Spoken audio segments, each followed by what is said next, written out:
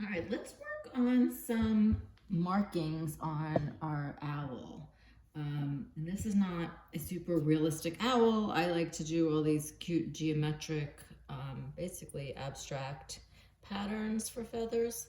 Um, this is one, this one's not done. I haven't done patterns on the back, so I'm going to demonstrate on this one. These are the colors you guys are doing, as you know. But you could see how on this one, the one on the right that I started, I kind of rearranged where the colors go, but we still have the same areas, the face, the back of the head, the belly, the wings, the tail. So that's 1, 2, 3, 4, 5. If we count the wings, I would usually make them symmetrical. So by now, you've probably seen the video about the face, but I'm putting that off actually for last for myself. This is kind of out of order. You saw me demonstrating some stuff on this guy, then we'll do some on this guy.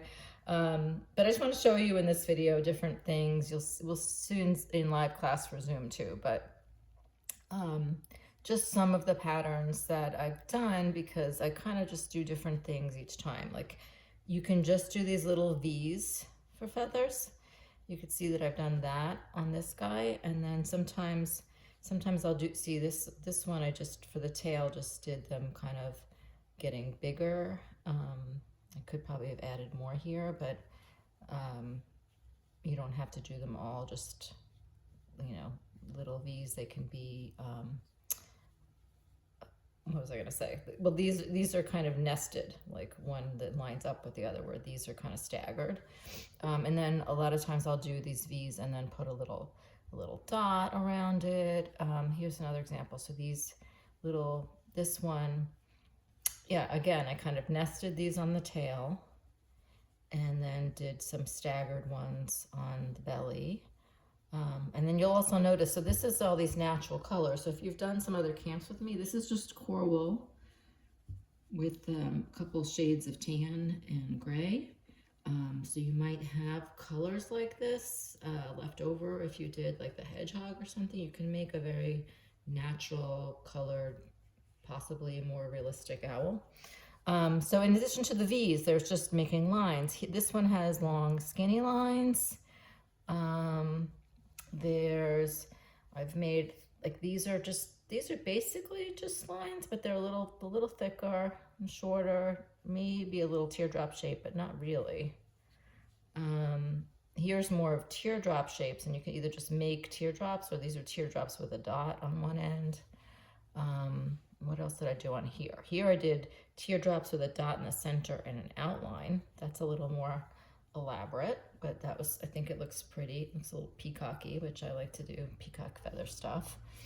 And then this is one where I went really crazy with very fine detail, and you can see it's more not only more detailed but more sculpted, and you can go crazy like this, but this one took me hours, many hours and hours and hours. And you could see what I did here is I scalloped the whole thing and then put teardrop shapes inside, and this is like V's with little U's inside, and they're all connected as opposed to being just like staggered. I covered the whole area with the pattern, and then you can see this elaborate tail down the back. So if you want to see more of this kind of stuff, I can send detailed pictures of this stuff, but this one took me so many hours. So we're gonna make our owl, we're gonna make it more like this one, like just more of this cute geometric patterns. They're still pretty detailed and they still take a while. And then we'll do, on this one I'm gonna do wire feet. I think that'll look really a little pretty. It makes it a little more, something a little precious about it. Okay, so I'm just gonna demonstrate some of these basic shapes that I just told you about. Let's do, I'm gonna just do on the back of this head, just do some of those lines. And then I'm gonna do some V's on this tail, which also still needs to be felted down a little bit more. A lot of what happens with these a lot of these felties are getting abused in these camps. They're getting tossed around in my bags. Okay, so I'm gonna felt that down a little bit. And then you can see, you can do, mix up, I do like to do the wings fairly symmetrically. Even on this, you see that dot? I can go back over these details, but I'm just gonna show you a dot now because these dots look good to me and this one looks like not quite enough. That was this pink color. So the colors, you have the turquoise, nice pretty green, a lavender, and then this color, which I'm calling pink, but it's kind of like a purplish pink, like an orchid color. It's really pretty. So I'm gonna take a tiny little piece of that just to show you how to make a dot. And this is almost like making the white of the eye. And we'll just take a little piece and poke it in. And the more, you can have these just be random specks, in which case I wouldn't worry about the outlines of them too much. And if you want them to be like perfect little circles, you kind of need to do that whole outlining thing where you're very careful about the edge, but I was kind of making them little specks. And these all look okay. So let's just do some, you know, in a lot of these other shapes, like just doing this teardrops, a lot of this is like this, similar to doing the eye. So when we do the eyes, I do these nice big round eyes for the owl, but you can do other shapes, and then it's a very similar process to make like this teardrop shape with the outline around it. And then the dot in the middle is, if you know how to make dots and lines and shapes, you basically can make any patterns you want. So this is more about giving you ideas for different patterns and designs. So I think I'm gonna do something very similar to this on the back of this head. And just looking at it, I'm trying to decide what color I want to do that, and I'm thinking, thinking that doesn't matter, and I just have to make up my mind. But I'm also thinking I want to just add a little more purple back here, a little more lavender. And there'll be another video where I just focus on the face. We'll do the eyes and the beak and this peaked thing over. You can see I've done little different versions of that too that we can talk about, but this is just showing a little bit of patterning. And you don't have to do these patterns at all. I mean, I think it'd be cute just to have, if you just want to do just the belly and the tail or just the wings, you don't have to do everywhere, but I like to do everywhere. So I think I'm gonna do this with the blue.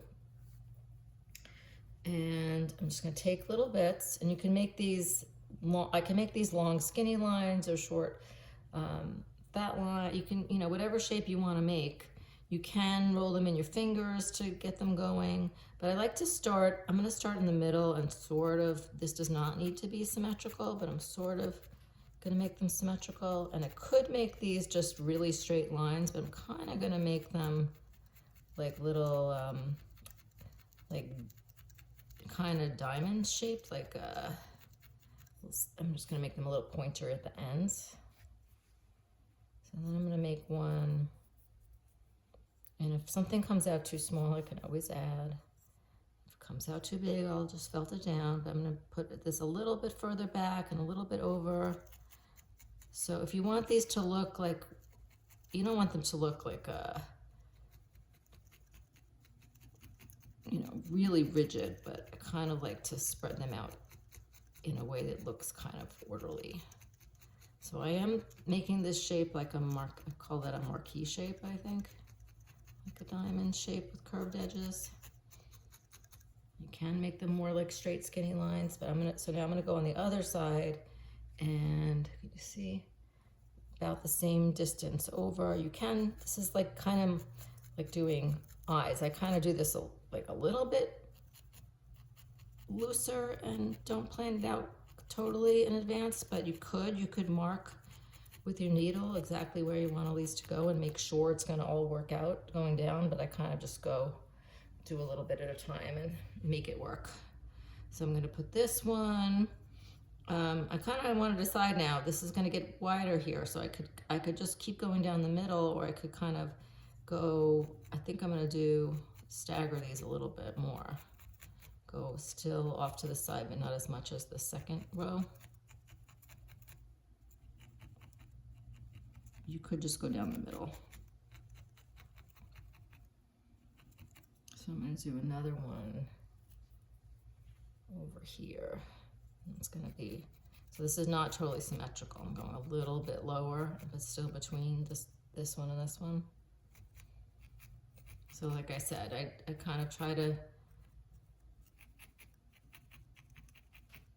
I kind of want it to look a little more random, but not totally chaotic either. So I'm planning, but not perfectly symmetrical. Okay, and I could just take a look at these. This one looked a little, they don't have to be all the same. This one looks a little longer and skinnier to me, so I'm just gonna fatten it up a little bit. The other thing you can do is as you're working, you can make them go gradually get bigger or all stay the same. That's up to you. I could make this one thinner by poking it in. Okay. Whoop.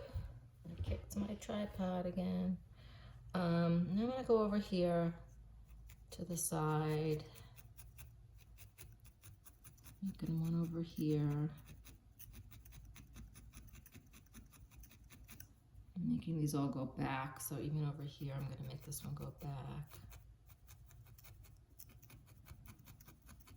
And I probably don't want to do too much on this side without going back over to the other side. Do that. See, and I think this side of the head might be bigger than that side because there's room for more than two over here, but I'm just gonna put two. I'm not worried about that. See, even things that look like they're even, not necessarily, but that's okay as long as they look all right. Maybe that the head is kind of tilted a little bit. Kind of like to tilt the head sometimes. So put one more over here. I'm not really with this worrying about the exact shape of it. It's more the overall look of it. Okay, so you can see how that goes, and I can keep going down. I'm gonna put like one here. Here, I don't want to make this too long, so I'm just gonna mark them. One here, and this is what I was saying. You could just mark them ahead of time to make sure that you're planning it well. And I'll do one here. It would be kind of in the middle. Another one here. And it looks like that'll fill that out nicely. And then let's do like some V shapes. So I'm just gonna I've done some of these tails I showed you where it's just a couple in the back. And let's do, it's interesting because when you look at this, it's like, this is actually wider. You could see doing like longer and then getting them shorter. Somehow on these, I think I've done the other way around. Maybe on this one, oh no, this one, see this one I did longer and then shorter. So I think that's what I'm gonna do on this one. Here, I could even mark this ahead of time too. I'm gonna make a V. And then another V. I might do 3 on this one. Okay, and I think I'm gonna do the pink. So let's take some pink. This is more of a line. I could have done these as lines too, but I did them sort of a little fatter in the center. So I'm gonna make this, I'm gonna start this up here. And if I really want to make this a fine skinny line, I can just go, I'm going on either side of the line. Remember how I've shown you that even if something as skinny as a little line has 2 sides. So I can, if I decide this is too skinny, I can go back over it with some more wool. And I'm going to want to really define that center point where it goes down into the V. And then go back up again. And it does help to have marked this ahead of time, so because the wool's kind of making it harder to see, but I can still see where my groove is underneath it. Up here. So I went on the top of the underneath the line, and I'm going on top of it. And you can see that I like how that looks, but this side came out, it's a little wider and I like it. This one's a little too skinny, so I'm going to go back over it with a little more wool.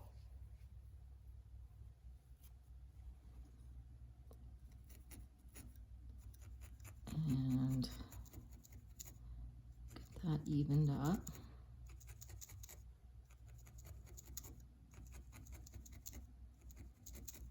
Okay, and I'll do the next line.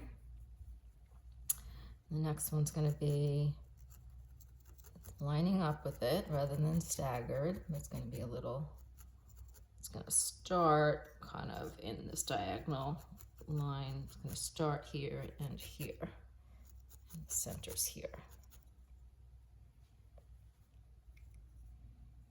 So, same thing, doing a line. So I'm going to do the top of the line and then the bottom of the line. Get that all tucked in nicely. It's okay if I need to go over that a couple times. It's okay if I need to add more wool.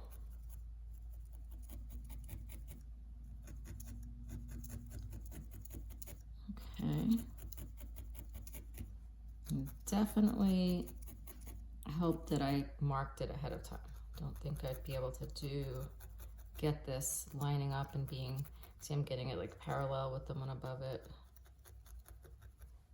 It would be harder to do if I didn't mark it ahead of time. So again, one side came out, the left this time came out a little thicker, the right needs a little more wool. And if I liked the thinner, I could keep poking the thicker side until it got thinner. So you just go with whatever if you like the thicker one, then make the thinner one thicker. If you like the thinner one, then make the thicker one thinner. Did I just say that right? I lost track of what I was saying. Okay, now this tail, I just want to say a little bit about tails in case I've forgotten to say it on other videos, is that you don't want the tail to come down below, even though you want it to stick out and be three-dimensional, you don't want it to prevent the bird from standing up. Actually, it could help it stand. Like if I added more to this one, it actually would help this stand up straight. But you just want it to be, yeah, and this one too. I could actually, I'm gonna build this up a little bit before I add the V onto it. I'm gonna add a little more of this blue on the bottom of this tail because I feel like a little more will help it stand up without tipping it. See how if it could tip backwards when it's too short, but it could tip forward if it was too long. So you can get that tail to help it stand up nicely. And even though it would have been better for me to do this with core wool, I can still build it up with the color. Not too late. So you see what I'm doing is poking this all around in that same shape, just making it bigger.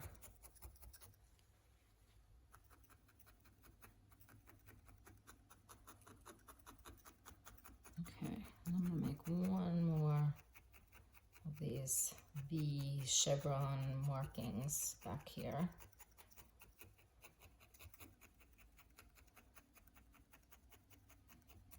Okay, so you really do want to firm that up. I hope that's firm enough to handle adding more details. I'm going to make this one a little smaller again. I'm marking it first. I think that's going to be cute. You don't have to do your tails like this. I guess I have done most of them. Well, not this. Look at this one. It's way more elaborate. This one, you can see I actually did the back of the head, goes into the tail in a different way, different shape. So you can experiment, but I'd recommend your first owl that you do this same bird shape as your chick and your penguin, but that you just add a lot more detail to it.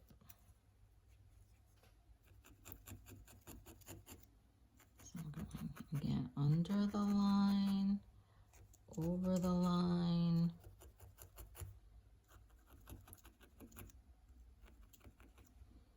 Really want that pointy part. See, this is a little squishy still, so I'm having a little more trouble getting the line to look pointy. So I may have to work on that a little bit. But that's it. That's so, even though I just showed you a couple of things, it's basically all these other shapes are a combination. All these other patterns are just a combination of the same things. And you can make up your own. These are just some of my favorites. And again, I can show you, I can send photographs of these if that would be helpful. Looks like I don't know if I finished that one or I just decided this should only be at the top. I think this guy's finished. You see this one is a different shaped face, so I'll show you this one when we do the faces. But I think these owls just are really fun because there's no rules. You can make up really fun patterns and you can get to be a lot more creative with the owl than I think you get to be with some of the other animals when you're trying for more realism. So that's fun. I love making owls, and I hope you do too.